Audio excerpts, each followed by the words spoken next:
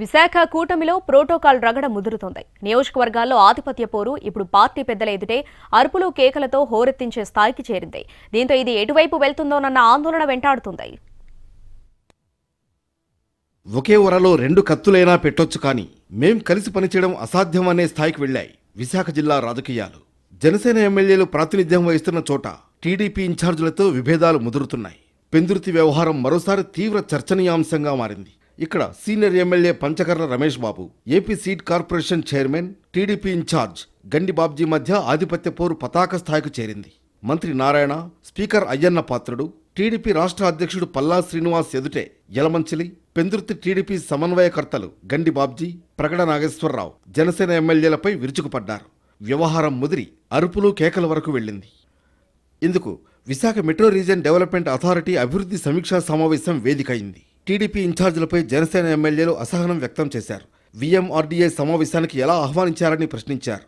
దీంతో మాటామాటా పెరిగి రచ్చరచ్చయింది. ఎమ్మెల్యేలంటే అది ప్రజల నుంచి ఎన్నుకోబడిన వాళ్ళమే.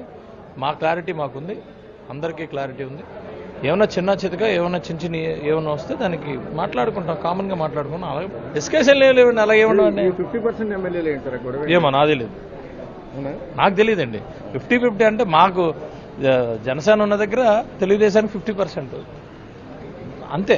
అందుకని ఎమ్మెల్యేలు అలాంటి ఎమ్మెల్యేలు 50% ఉంటారు.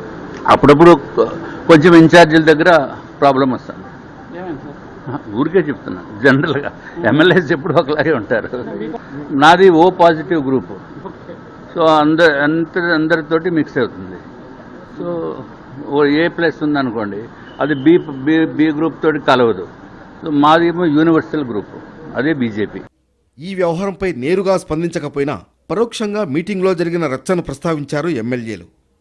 టీడీపీ ఎమ్మెల్యేలు ఉన్న చోట జనసేనతో ఇబ్బందులు బయటకు రాకపోయినా జనసేన ప్రాతినిధ్యం వహిస్తున్న చోట టీడీపీ నేతల ఆధిపత్య ధోరణి గత కొంతకాలంగా తీవ్రంగా చర్చకు కారణమవుతోందన్నది పబ్లిక్ టాక్.